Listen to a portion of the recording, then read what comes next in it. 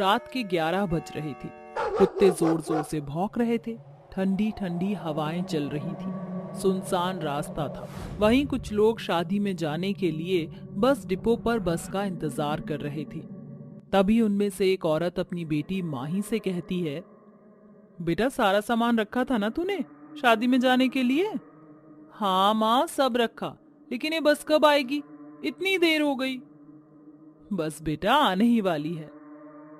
उस औरत के इतना कहते ही बस डिपो पर एक लाल रंग की बस आ जाती है, जहां माही को अचानक से उस बस के ऊपर बहुत सारे भूत प्रेत दिखाई देते हैं और गले लगकर अपनी माँ को कहती है, माँ माँ, भूत भूत, बस पर भूत है। नहीं बेटा, वहां तो कुछ भी नहीं है, देख। माही फिर से बस पर देखती है, लेकिन उसे वहां कुछ भी नहीं दिखता है और सभी लोग उस बस में चढ़ जाते हैं और शोर मचाकर नाच गाना करते हुए बस का सफर तय करते हैं। कुछ देर बाद ड्राइवर एक ढाबे से थोड़ी दूर बस रोकता है और कंडक्टर कहता है, अरे सभी लोग सुन लो, जिसको कुछ भी खाना है या फ्रेश होना है वो अभी आ जाओ, क्योंकि आगे बस नहीं रुकेगी, रास्ता खराब है, कोई ढाबा भी नहीं है, घंटों तक ऐसे ही बैठना पड़ेगा। जिसको आना है आ जाओ, जब तक मैं और ड्राइवर भैया खाना खाने जा रहे हैं। बस के सभी पैसेंजर आने से मना कर देते हैं, जिसके बाद दोनों खाना खाने उस ढाबे पर चले जाते हैं। वहीं दूसरी ओर बस जहां रुकती थी, वहां अचानक से बहुत सारे चुड़ैल और भूत बस के ऊपर चढ़े बैठे होते हैं और पैसेंजर के पास आने की कोशिश करते हैं, जहां बहुत डरावनी आवाज आती है। बस के बाहर बहुत सारे चुड़ैल और भूत शीशे खटखटाने लगते हैं और उन्हें तोड़कर अंदर आते हैं और उन्हें देख सारे पैसेंजर डर जाते हैं। तभी उनमें से एक नशे में धुत आदमी हाथ में कांच की बोतल लिए बोलता है, कौन है तू? चल बस से उतर। आज मैं तुझे मार डालूंगी, कच्चा चबाकर खा जाऊंगी। तू मुझे खाएगी आना? आजा, अभी बहुत तुझे मारूंगा, मर जाएगी तू मुझे मारेगा? मार मुझे। चुड़ैल इतना बोलती है और उस नशेड़ी आदमी की गर्दन धड़ से अलग करके उसे कच्चा खा जाती है। बस के पैसेंजर ये देखकर और डर जाते हैं, अपनी जान बचाने की कोशिश करते हैं, लेकिन तब तक चुड़ैल और भूत आकर उन्हें मारकर खा जाते हैं और फिर बस के सभी पैसेंजर एकदम से गायब हो जाते हैं। ड्राइवर और कंडक्टर वापस आते हैं तो खाली बस को देखकर घबरा कर कहते हैं, अरे ये सारे पैसेंजर कहाँ गए? बस एकदम से खाली कैसे हो गई? पता नहीं भैया, यही तो सबको छोड़कर गए थे। पता नहीं, तू जरा चेक कर, सामान लेकर गए क्या? इधर उधर देख। ड्राइवर की बात सुन कंडक्टर पूरी बस को छान लेता है और बस के बाहर भी देख लेता है, लेकिन इतनी रात को उसे अपना एक भी पैसेंजर नहीं मिलता है।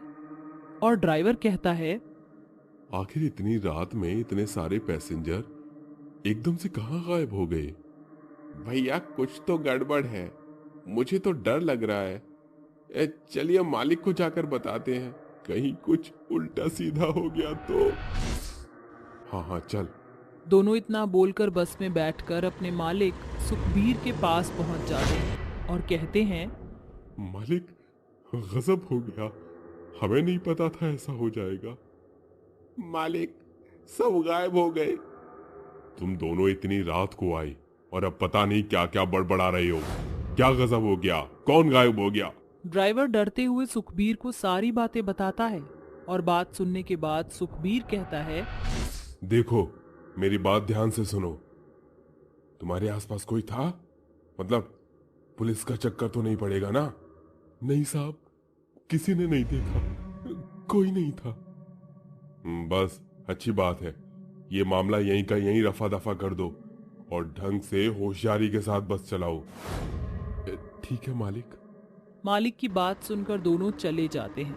कुछ दिन बीतते हैं, दोनों इसी तरह रात में बस चलाते हैं और हमेशा की तरह चुड़ैल उन्हें मार कर खा जाया करती थी। पैसेंजर से भरी बस में अचानक ही पैसेंजर्स गायब हो जाया करते थे ड्राइवर और कंडक्टर अब डरने लग गए थे।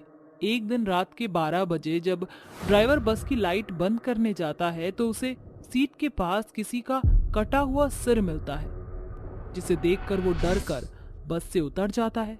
तभी कंडक्टर उससे पूछता है, भैया क्या हुआ, आप इतना घबराए हुए क्यों हो?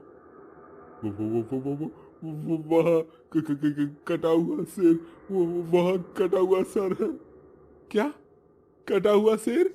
घबरा कर कंडक्टर उस सीट पर जाकर देखता है। वहां कटे सिर के साथ बहुत सारे भूत और चुड़ैलें थी। ये देख उसकी भी रूह कांप जाती है कि तभी दोनों को चुड़ैल पकड़ लेती है। किसी तरह ड्राइवर अपनी जान बचाकर भाग जाता है, लेकिन कंडक्टर को चुड़ैल वहीं मार डालती है। ड्राइवर फिर से सुखबीर के पास जाता है और कांपते हुए उससे बोलता है, मालिक, मैंने बस में कटा हुआ सिर और चुड़ैल देखी। मालिक कुछ तो गड़बड़ है बस में। क्या हुआ, ठीक से बताओ। मालिक कुछ दिनों से वही सब चल रहा है। उस रात की तरह सारे पैसेंजर्स अपने आप गायब होते जा रहे हैं। कहीं पुलिस वालों ने तहकीकात शुरू कर दी तो मुझे तो जेल में डाल दिया जाएगा। और वहां आज मुझे कटा हुआ सिर और बहुत सारे भूत प्रेत दिखे। कंडक्टर भी मारा गया। क्या इतना सब हो गया और तुम अब बता रहे हो?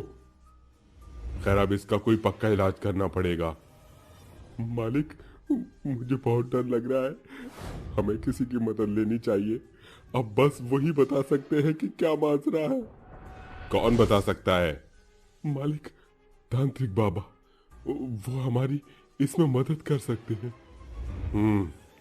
चलो फिर देर किस बात की है। ड्राइवर की बात सुन सुखबीर उस तांत्रिक के पास पहुंच जाता है, जहां वो तांत्रिक आंख बंद किए यज्ञ में भस्म फेंकते हुए बोलता है, आखिर आना ही पड़ा, आओ बैठो। दोनों हैरान होते हैं कि तांत्रिक को उनके आने का कैसे पता चला। तभी तांत्रिक कहता है, हैरानी की बात कोई नहीं है, मुझे पता था कि तुम आओगे।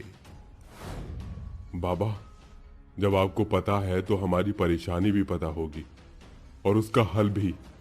आप बताइए ये सब क्यों हो रहा है?